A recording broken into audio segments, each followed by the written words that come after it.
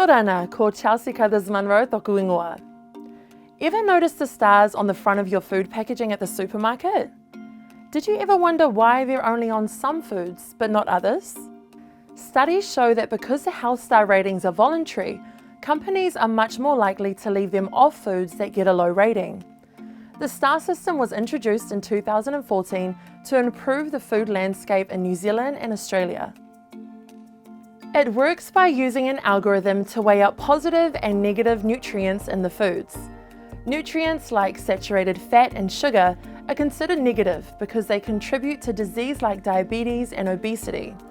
Protein, dietary fiber, fruits, vegetables, nuts and legumes are considered positive, and the more a product has, the higher it will score. But studies show that so far only a quarter of packaged foods have the star labels, and while some products have been reformulated, the most unhealthy are still going star-free because the regulations are voluntary. Some companies like Milo have even removed the star ratings from their products if they scored too low. Public health experts say the stars won't truly have an impact until they are mandatory and have urged the government to make regulatory changes.